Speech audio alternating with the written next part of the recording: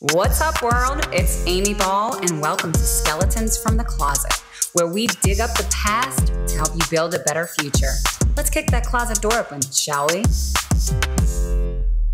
And you kind of alluded to it earlier, as well as the spiritual warfare in our world. So talk to me a little bit about that and how you feel about it. So one of my favorite quotes, it's real. when one of my teachers, I have a few really incredible teachers that work with this medicine. He said, the greatest evil ever enacted is convincing people there's no evil.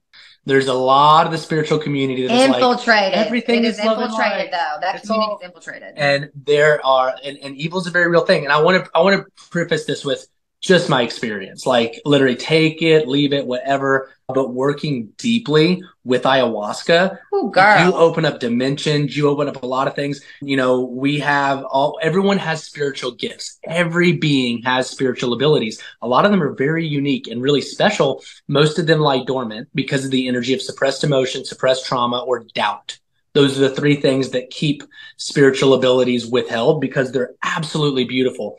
And one of mine specifically that I learned from an older teacher of mine was the ability to quite literally transmute and remove demonic entities from people. And I've had a few people come specifically because they've heard that, and I've worked with them, and I know how to remove those things because it is real. And all the major systems, the reality is everyone has this divine connection of God, whatever that is to you, within yourself. It's within. It's like, it's not saying that you are God. It's like the ocean. If the ocean's God, you're this drop of water. Like, you're connected to it. It's a really beautiful thing. We all have this divine connection, and we're such limitless beings. One of my other favorite quotes that I've heard is, when a lion has babies, what does the lion have? Little baby lions. When a giraffe has babies, what does a giraffe have? Little baby giraffes. When God has babies, what does God have? Little baby gods and goddesses. It's not an egoic thing, but we're incredibly powerful. And if we tap into that connection, we really go within and know how protected we are. We know how safe we are. We open our minds to like a bigger concept of what love really is. But the powers to be are aware of these things, and the dark sees the light. Every major system, like the school system, the public school system, is all heavily indoctrinated to keep kids not thinking creatively for themselves, go to authority for their answers, and learn all this repetitive knowledge instead of tapping into their inner wisdom. The Bell system in schools was literally modeled off of factories to get kids to like respond to a stimulus to fall in line. Like the major medical system, now there's good people. There's good people that with good intention that think they're doing well, but the system itself is heavily controlled by the pharmaceutical companies.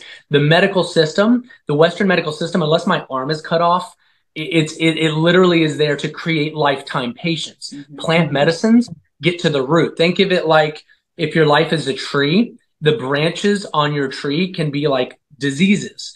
And the Western medical system cuts off the branch, which is what a pharmaceutical is, but it's going to grow back. Plant medicines like ayahuasca get to the roots of the tree to uproot what the actual issue is. But pharmaceutical companies would have no funding if people experienced plant medicines and truly healed. Politics, the biggest divide. It's literally just a clown show trying to keep people divided and it's all spiritual warfare. The news is spiritual warfare. The news, it's literally magic. Like, they cast spells. They're creating programs. Magic is real. Spiritual warfare is real. Us serving the medicine, there are people that are sometimes releasing witchy things, demonic things, and having witchcraft removed. And we have to do extra protection stuff around our home or animals for each other because we absorb. And so just like you physically clean your home, you spiritually clean your home and space. You know what I mean? Mm-hmm. You know, like we get our copal or sage or we clean our home. We bless our home with intention, with mantras, all these things. We use candles, in good ways, to create good magic, right? And good things to protect the shield around the space. So it's so important from every little angle because everything is spiritual. Well, I couldn't agree with you more. There's several things you said there, the indoctrination. And I think that's why people are so closed-minded to it, because they've been told, You know, you need to ask for permission. You need to raise your hand. We're going to Pavlov's dog you into ringing this bell and make it what you want. You know, so when people have been taught you don't rock the boat, and that's the whole problem, is that the fucking boat needs to be capsized. And the problem, though, like you said, the guys in their ivory towers, the politicians, the head, and I won't say all of them, but a lot of the heads of churches and organized religions and the authorities making these laws and rules and regulations realize that there's no profit in peace. Yep. And so what can we do to lobby the regulators and to do this so that way our product gets pushed? Well, certainly it's not going to be to enlighten people, right? We want their minds closed. We want them buying our stuff. We want them continuing to come to the doctors to cure this cancer that probably has a better chance of being cured if you never got the freaking cancer at all. And what's so eye-opening for me is that when you look at the grand scheme of things, like y'all are saying things, I'm telling you that, and you know this as well as I do, that's going to blow a lot of minds where they're like, oh my God, they're talking about magic and witchcraft and, you know, something that I have to drink and then I'm on drugs or what. And that's not it at all. The reality of it is that it's just a different way of solving the problem. And the thing is, if this way works, then is it really that crazy? Right. Well, that's the thing. Think about it. People go to the doctor all the time and take their medicine, which is actually drugs. That's the real drug. It makes you sick and it numbs you and it keeps you sick. It doesn't heal the root. This is not a drug. This is actually a true medicine that you go and take, and it actually heals you layer by layer, ceremony by ceremony. Well, let me ask you, you know, you talked about your mom a little bit, David. What has been your family's kind of reaction to this way of living? That's funny. So both our families have absolutely like totally programmed, ostracized, abandoned. There's no communication. So basically with my dad's side, you know, he was in the military for years, then a little FBI, then he was a air marshal. So heavy indoctrination. I was in the Marine Corps too, just for a brief period. And that's a whole nother topic. They break you down to deeply program you. That took a lot of medicine to unwire, by the way. But once I started going down this route and I was honest about it, it's like there was some kind of program in there that hit a red flag and they thought it might as well have been heroin. Like in fact, when people are deep in cognitive dissonance, you can put a piece of paper of facts on them and it doesn't matter because it is conflicting with something they've identified with. If you want to know a core root issue of people and humans that eventually has to get over if we ever want progress, it's people identifying with their beliefs. And you can test that because like there's a whole thing with all the food things where you have to eat this way, like the vegan, fruitarian. I can't date like, you if Catholic, Republican, Democrat, whatever label you want to give. It's great. Have beliefs, have things you want to believe in. Wonderful. Yeah. But when someone identifies, I am this, and then someone has a different belief, it creates a trigger and they have to defend it because now they're saying their being is this. And our being is so much greater than any belief that we could possibly have.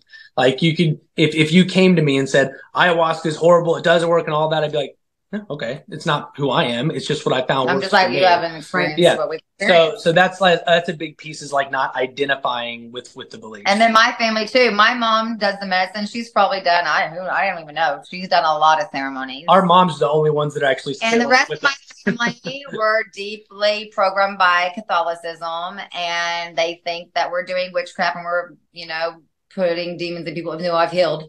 And we have all these amazing reviews that speak otherwise. Like they just can't see it because they are so deeply programmed. So real quick, that is a perfect example of the cognitive dissonance with their family. So early on, they saw how sick she was. They saw how many autoimmune diseases. They saw how, and then we went to that first ayahuasca. Know what I've been through. And she was the lupus, the rheumatoid arthritis in the beginning healed. And then all this beauty was coming out of it. They were so triggered, not at the healing, but that we did even ayahuasca. The name of the company being totally cut everything off, no communication. So it's deep. Very deep. They tried to have an intervention early on before the ayahuasca, just when I created Mage School, still not knowing exactly what it was in the beginning. And they wanted to literally have an intervention And like, you can't name it that. It sounds like magic. I'm like, well, it's supposed to. So I'm glad that it sounds like magic. But yeah. How did you approach that? I mean, so, and again, I'm trying to relate this to the broader mass of people where it's like, you want to do something, you want to start a business, you want to go down a new path of healing, you want to move to a different part of the country. It might be something really minor. You know, you want to be a doctor instead of a lawyer, or whatever it is, where your family's like, you're wrong. That's not who we are. This is not the right way for living. Like, how do you handle that? You do that by truly releasing any attachment you have for needing their validation. And not caring what they think and not caring what anyone thinks. Like, I don't mean this to sound cold at all, because it's wonderful to have love and all that stuff. It's great, but it doesn't matter what anyone thinks. It doesn't matter what your family thinks. It doesn't matter what your friend thinks. Are you being true to yourself? And at some point, every being in their own way has to choose whether to step into their power and live their authentic truth, or fall back into living what other people's truths are. They did a big study on people that were dying, that were literally dying on their deathbed. And the number one, there was three things. The number one thing of their regrets was, I wish I did more what I wanted to do and not what I thought other people wanted me to do. 2, I wish I was actually chose to be happier, because people realize that it's their choice whether to be happy or unhappy. And yeah, I forgot what the third one was, but that's a big piece of it, is like, people think they have to do what their family says. They have this approval. And and when you start to live your authentic life, it's going to get lonely at first. It is going to get lonely, because that's not the norm, but it is fulfilling beyond anything. I would rather have 2 or 3 people that I know are legit, that I know are authentic, that I know are willing to do their own inner work and have discernment, than 1,000 people that aren't. Well, also, when you do this work, to piggyback off of that, everything is energy, like what we've been saying. And so when you're releasing all this energy, your frequency is literally raising, your vibration is raising. And so universal law, it has no option, but those that have a lower frequency than yours will start to just easily fall out of your life. But what's beautiful about it, it's all divinely orchestrated, because then ayahuasca, whoever is bringing in all these new higher vibrational people to replace that into your life. And so it's really beautiful, but like things will literally change after ayahuasca. Like, people might break up, or people might, like, oh, this friend's no longer doing this, or they might like leave their job. It's just because everything is energy and it's all changing. And so you're now going to be aligned with the job, the purpose-filled job that aligns with you, right? That's going to fulfill you. You align with the people now that are truly going to be for your highest good. And there's no judgment in any of it. It's just universal law, because everything is truly energy, and you're an energetic vibrational being. Yeah. The one other piece I wanted to mention with your family thing, we have a long ways to go in consciousness of what love really is. What love, most people, whether they want to admit it or not, have conditional love, not unconditional. Most families, it's actually conditional love. If you really love someone, love is not possessive. Love is not, well, I'm going to love you as long as you're doing this the way I want you to do this. I'm going to love you as long as you treat me this way. I'm going to love you as long as you're doing something that I want you to do. That's conditional love. And most families actually don't have unconditional love. And the world is, people are choosing one way they want to. But if you really want to truly like experience and embody unconditional love, you have to really sit with yourself on what unconditional love really means. Ooh, y'all said a lot. Do y'all have a few more minutes? Because I know you're... Yeah, we're good. Okay, so many things right there. So the unconditional love piece, I completely feel you on that. I think it's the same with trust. And I say that all of the time, is like, I'm a big believer that without trust, there can be no love and there can be no connection, right? And so I have to trust you in order to unconditionally love you. But just because I trust you doesn't mean I love you, kind of thing, and trust becomes conditional as well. Like, I might say, I trust you, you're my best friend, but I also know you're a raging alcoholic and wouldn't trust you to watch my infant, right? But I trust you with my secrets, kind of thing. So it's this grand, like you said, frequency that kind of gets sent out about what all these things mean, which goes back to what you said when we first started around the rate at which the Earth's vibrational frequency is rising, right? You said? So if so many people around the world are conditioned in these systems, so to speak, does that lower their frequency or raise it or just throw it off kilter? So it's actually their choice. The frequency brings up the uncomfortable things, which can look like triggers in relationships. It can look like falling into addictions. It can look like being super depressed. It can look like these things. So then the person chooses whether to distract, whether to numb, whether to fall into their cycles, or they choose whether to dig into it and face their shit, like take self-responsibility. They got to feel it to heal it. It's their choice. Nobody is a victim. No. To it. They choose. So if I'm understanding this the right way, and tell me if I'm wrong, because there's a strong possibility I am, that whatever's causing it, the vibrational frequency of the earth is increasing, which inevitably is going to force everyone, the collective of us, to start seeing and dealing with these things on a day-to-day basis, whether we're trying to stuff them down or not. And it's up to us as to how we're going to choose to deal with these things, right?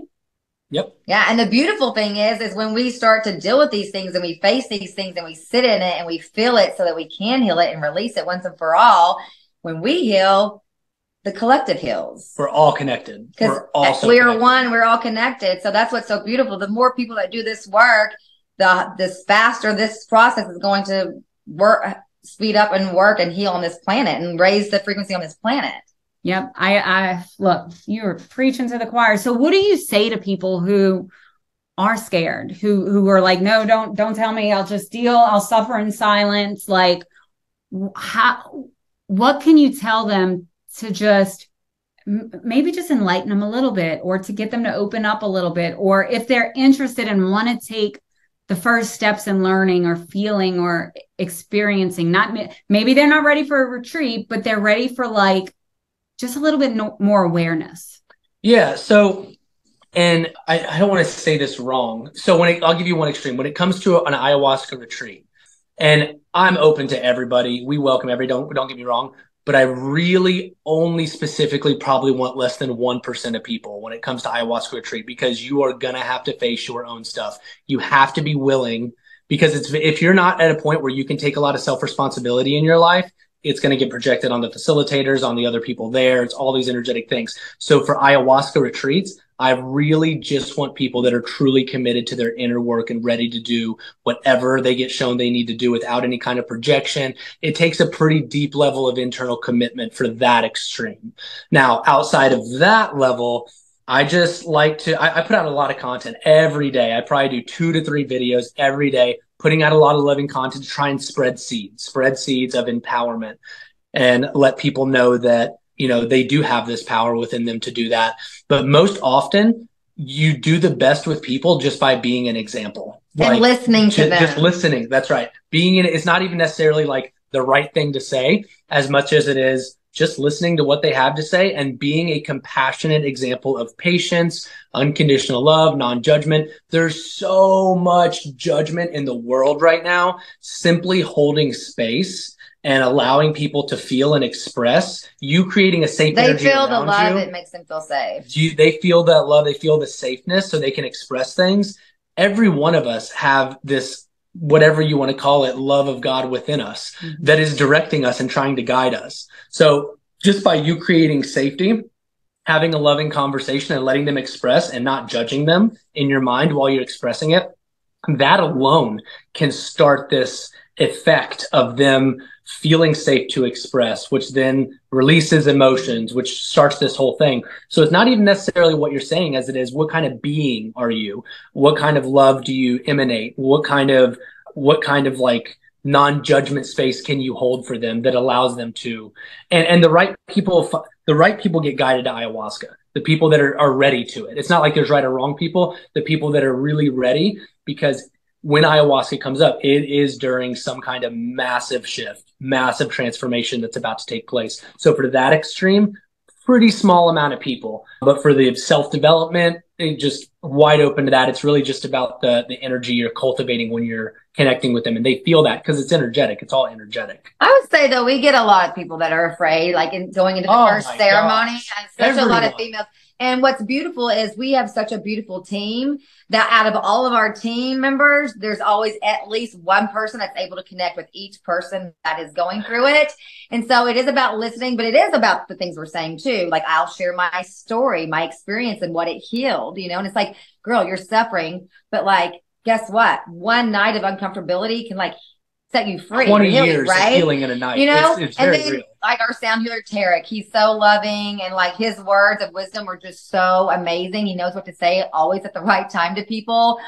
We have a beautiful yoga teacher who also helps us facilitate and serve in ayahuasca, Anna, and she's just very motherly, you know, so she's very able to be that motherly energy for people. So like, we just have the right team that it just they always feel safe. And then they experience it. And they're like, oh my God, they're my favorite people. The people that are like hesitant or scared really are my favorite. They're the because best. by the end, after ceremony one might be mild because she's just cleansing you, getting ready for night 2, what she needs to heal. Right. So like, some people might be, oh, nothing happened much on night 1 for me. But then those same people too, by the end of the full retreat, they're just completely like, oh my God, I get it. There are no words to say to this. Like, I'm glad you mentioned that actually, that everyone has fear. Better than like, this was more profound than we've had multiple people say, more profound than childbirth, even with the mushroom ceremony. Like these ceremonies are just very powerful and profound for people. But and we also facilitate other medicines too, not just ayahuasca. Everyone has fear. Every single person before that is normal. It's normal. It's okay. It's perfectly okay. What's so cool is that these transformations, like you're literally going from your biggest skeptic to your most raving fan, which is amazing. Well, what I tell people is like the uncomfortability, there's no way around it. You've got to go within to heal it. You've got to feel it to heal it. Where crying is like how we heal. We become powerful actually when we cry and we feel it and then we release it, whether we're vomiting, whether we're purging through tears, like whatever, it's releasing it. You know what I mean? And I do. Just and what's so funny you say about, you know, this level of discomfort, and you know, what's so funny to me and like so fucked up yet at the same time is that you have these, like, what you want to call them, gurus or like business moguls that are like, oh, you know, comfort kills, keep grinding, keep doing this. This is how I made my fortune. This is how I built my business and everything else. And yet you bring them something like this because you can see that ego in play and you can see that like, hey, dude, yeah, you're making a ton of money, but you're such a dick. Like, and they refuse to feel that level of discomfort. And I think, and y'all can tell me this, you know, you've been high on the mountain, working in the big city, doing well financially.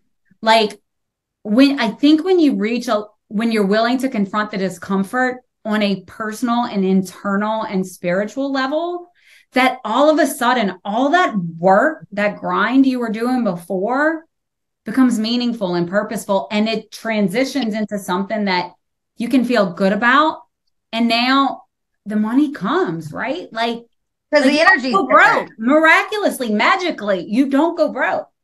Because your energy is different. So you automatically are in a state to attract abundance easily and effortlessly. But what I was wanting to finish with that, what I was saying earlier is really touching on this, because whenever you do ayahuasca, you are healing things, but like the uncomfortability for me is in the physical body. Like there's times when I've died so many times from the medicine, you know, just felt like, oh my God, I'm so sick feeling, you know. But what I have to say about that is that the uncomfortability, what I was saying, there's no way around it, because it is a karmic debt that we have to pay in order to receive that healing. And my most uncomfortable, my most intense ceremonies are the ones that I had the most profound healing from. My nervous system reset, or you know what I mean? So like, it's the whole duality of it.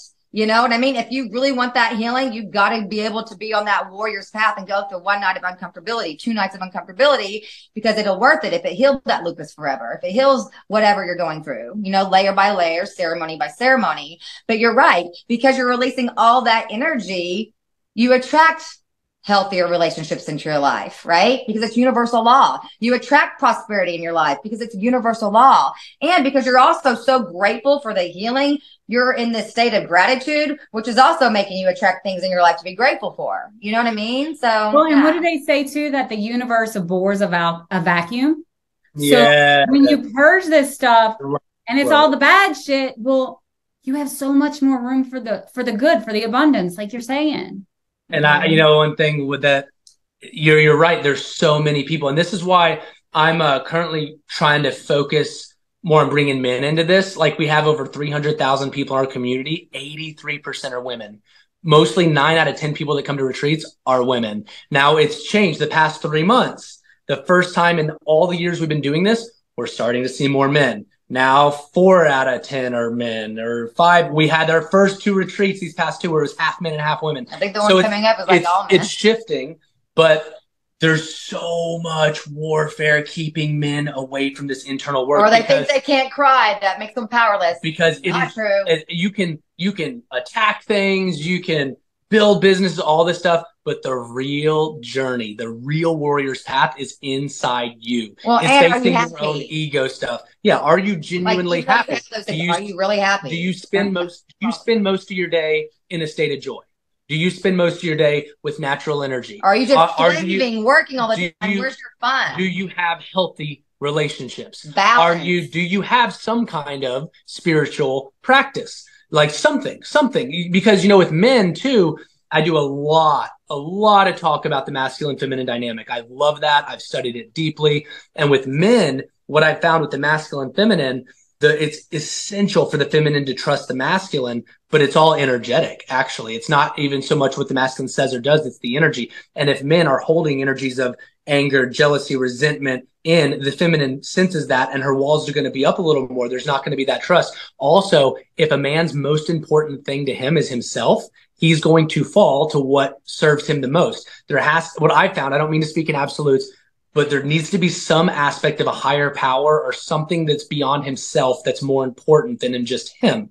And that commitment to whatever higher power that is, the feminine senses that. Usually it's, service to God or whatever. When the feminine senses that, there's even more trust there. So there's been all this attack on the masculine. And better sex too, right? Absolutely. That's all part of it. That's like, dude, if dudes are listening to this and you can't get past anything else, your heightened level of vulnerability and connection and intimacy, it's going to blow your sex life out the charts. I agree with that. There you go. That's right. And that's another reason there's been so much attack on the masculine, to make him lose his sexual energy on other things. So that intuition as much isn't connected. So they don't have that control. So they don't do this inner work. So they hold these feelings in, which throws off the feminine energy. If the feminine's with him, it causes all these disruptions, which is why so few men have been coming to this. But I'm trying to focus more on getting more men to this, because it's a beautiful dynamic when both of them are doing that work. I agree. I just know, like I said, what is for me, when you have those deep conversations and you're open to each other, it creates this dynamic of safety, of holding space, like you said, where it's just, you feel seen and heard and felt, and like you belong with this person. Yeah. So if there are people that are saying, okay, I'm kind of interested in this, let me check out what this guy has to offer, or, your upcoming retreats. I know you have several of those that you do them pretty regularly. First off, how can people find you and see your videos? Because personally, I love your content. And secondly, the retreats, how do they get involved in that? Yeah, so actually we have a beautiful spot out on the edge of New Braunfels and Canyon Lake. Our center here, it's a plant. We do plant medicine healing retreats. It's also an animal sanctuary. So we use TikTok, follow me. I'll tell them about that. I was going to. She started an animal sanctuary TikTok, but I'll tell you all about that in just a second. You'll love my videos. We utilize a lot of the funds we get to rescue animals. So we have about 60 rescues from horses, goats, pigs, zebra, camel, peacock. So our center's We're awesome. Just getting started. So when you come to even the healing, you get to meet all these animals. And they provide additional healing. So they really do. We have our most special international retreat of the entire year. It's all out. It's very nice. It's more of it's my favorite luxury retreat, setting. It's in Belize at the #1 rated resort and spa in all of Belize, November 19th to 30th, 11 days. Our shamans from Colombia all fly out to this. They're also professional musicians. So incredible guitar, amazing. And this place is amazing. Talk about a vibe. It's really nice. It's nice. You have your own personal, yes. So the Belize one's super nice. Also, hold on. The Belize retreat, which I love it, makes it so powerful. It is our full formula retreat. So we offer ayahuasca retreats, but the full formula that I was downloaded from the Holy Spirit, and then I experienced my own healing journey, and now I've watched thousands of hundreds of people experience the profoundness of it as well, is that, and I just accidentally stumbled upon this too whenever I was healing, but there's something very powerful with, after you've done ayahuasca, within a very sensitive time frame, having mushrooms. So, because what happens is it activates the ayahuasca when you take that mushroom, but there's no purging unless you really need it. And the two spirits dance together, and it's very profound, because what I experienced, it doesn't happen all the time. I had such deep healing on ayahuasca that I had an identity crisis almost. It was like, who am I now? You know? And that's because ayahuasca does not do the reprogramming. Okay. She's not going to reprogram your mind, and you're creating with your thoughts and feelings and your words, and right.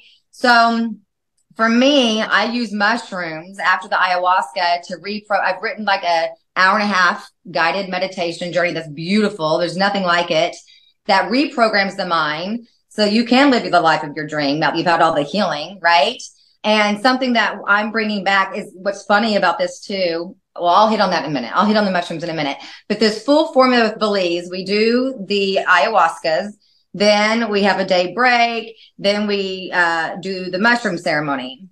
Then we'll go on some excursions, amazing. And then we come back and we end with a beautiful cannabis ceremony that also is really profound. We use a very small amount of cannabis, just enough to have the spirit in you and the divine downloads you can receive. And like the way we run the ceremony, sometimes it's the ceremony that's the thing for people, that they had their deep experience. And that's what's so beautiful about this too.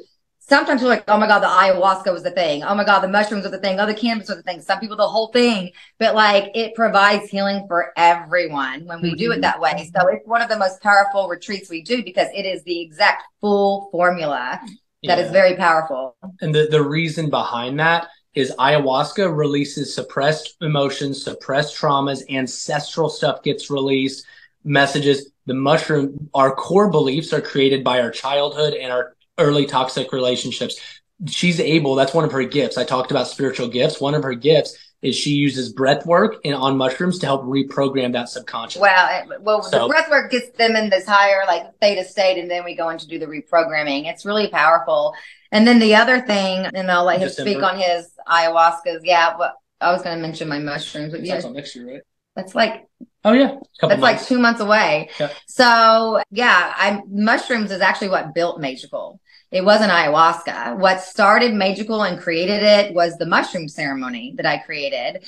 And it was really powerful for people with word of mouth. It was selling out weeks in advance. So we knew we were onto something. I knew it worked for me, but you know, once I tested on the public, I was like, oh, wow, this is really something special.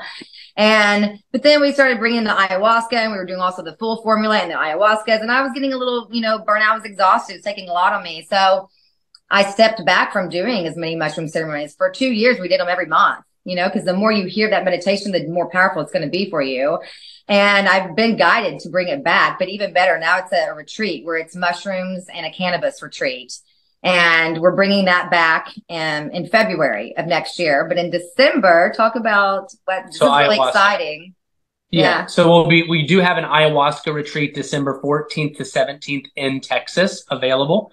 So to give you like the high level quick rundown, November 19th to 30th is our Belize retreat. That's ultimate full formula. Our shamans are there. December 14th to 17th is the next ayahuasca retreat in Texas. And then I've been talking about Truthseeker. Oh yeah, there's a really good artist. His name's Truthseeker, incredibly talented, conscious, and we connected off of Instagram and really had an incredible connection. He's going to be doing a private concert for everyone in December at the very end, and he's amazing. So yeah, those are our things coming up. I think anyone that's interested in mushrooms next year, you can message us. Our TikTok is Magical Heals, Maegical Heals, and then Maegan's is Magical Animal Haven. Yeah, Magical. It's Maegan. My name is Maegan, M-A-E, Maegan. So that's why it's Magical. Because life is magical when you live this way. And that's for TikTok or Instagram for both of us. Yeah. And then we do have coming up, we have some containers coming up where we do twin flame coaching. I have a women's container. And I have a men's container. So we have options like that. We're getting our websites completely redone, rehauled. Big time. And so in the very near future, you'll be able to see our calendar and see what all we've got going on and what's coming up. I will say our local stuff sells out fast. So if that's ever something you're interested in, like pulling the trigger is probably wise because those go pretty quickly, but we have them all the time. I think this is outstanding. Like I said, y'all I don't know which one I'm coming to yet. I'm looking at kid calendars, but I'm coming to something. And I just think the value that y'all are providing is so unique and yet necessary for people to just, like you said, if there were 3 things that I pulled away from you today, it's obviously that number 1, we are all experiencing the same emotions, maybe not triggered from the same experiences, but we all have these smorgasbord of emotions where it's like they've really fucked up our lives. Mm-hmm. And on top of the societal constructs that we feel like we have to perform to or identify with, if we can just sit back and ask ourselves a few questions and just be open-minded to say, just like you were saying, why am I so mad? What is this from? Is this who I want to be? What has to change for my life to be different? And what's the worst that could frickin' happen? I'm okay. So let me go do this weird thing. It might be weird to me, but damn, what if it really opens my eyes and allows me to see the path that's going to help me quit my miserable job or get out of this crappy relationship or feel like I'm not alone for the rest of my life and disconnected from everybody. And that I actually belong to something. And I think, I'm going to, like I said, I have been taking notes like the whole time, even though I'm recording this, but, I would encourage everybody to follow you. Like I said, read your content. This I know has been incredibly enlightening and uplifting for me. So thank you guys for jumping on with me and kind of sharing your experiences and your wisdom and opening up. And I think it's stories like this that remind us of, like you said, the spiritual warfare that's happening right now in our world. And also, on the flip side of that, the divine tools that are available that we don't maybe know about for healing and consciousness raising. And so, yeah, guys, so if you're watching this, they're on Instagram, on TikTok, on Facebook. We're going to drop all of those in the show notes. And if you're anything like me, and 10 years ago, you would have dismissed talks of ayahuasca and psilocybin mushrooms and spiritual battles as hippie nonsense, ask yourself, like, what if this is real? And how far down the rabbit hole are you willing to go in your spiritual journey? And as Maegan and David so beautifully illustrated, that you have free will. That's your choice to make. Mm-hmm. And you might actually enjoy it. There might be uncomfortability in the ceremonies, but people love it. They have fun. The music's fun. The music's amazing. Everyone's like joyfully celebrating, by the end. So it's actually a beautiful experience. We talk about all these uncomfortable things with it, but we don't even touch on the beauty because it's so beautiful. It's hard to even put it into words. Yeah. And you have to go through that in anything. You have to go through the discomfort to get to the level that you're dying to reach. So I think it's beautiful what y'all built. Guys, thank you, first of all, to you guys for coming on here. Again, if you're listening to this, don't forget to check out the Magical Movement, the work that they're doing, not just for humans, but for animals, our four-legged friends over at their new sanctuary. And any last things that you guys want to add? The only thing I would say is we love doing the plant medicine work. We've been doing it for years, a lot of training. The Animal Haven is something we're really trying to focus on right now. If there's anybody out there as the winter comes that has any kind of, we're a 501c3, so it's all tax deductible. Anyone that has materials or connections to people that know how to build things, I'm not very handy. I'll be the first to admit that. Maegan gives me a hard time. I'm just not. Anyone that has connections to that, we welcome it as the winter comes for all of our animals. That's it, though. Thank you so much for your time. We love talking with you. I'm so glad we connected. It's really funny because when I did the speaking engagement with Mitch Smedley, you came in after. I immediately picked up on your energy. I was like, oh, you're She's powerful. Yep, you did your talk, and I was like, okay, it's funny we ended up connecting. This was great. I'm so happy you got to meet Maegan and we got to do this. Thank you. Yeah, and the only thing that I always usually in our podcast with was sharing, the one thing that I never really understood until I experienced ayahuasca is that you have to feel it to heal it. There's no way around it. You have to feel it. And ayahuasca showed me that when I sat there and I bawled my eyes out with having a facilitator to hold me, and it was like my spirit crying and sobbing like nothing I've ever done before. It was so healing. And I was able to see that consistently. You must be able to be open and to be ready to feel it so that you can release it and heal it for good. Because you are the mirror too, you know. We also teach tools for people at home so they can do things at home too. So I love that. Feel it to heal it. That's so true. Well, everybody, remember, on your journey to higher consciousness and healing is a daily choice rooted in personal freedom. So thanks for joining us today. Like, subscribe, whatever it is you do on these podcast things. And until next time, everybody, dig deep and rise high. That's a wrap on this episode of Skeletons from the Closet with me, your go-to gal for turning chaos into growth, Amiee Ball. If you love the ride, then sprint on over to our Skeletons website for more even badass resources.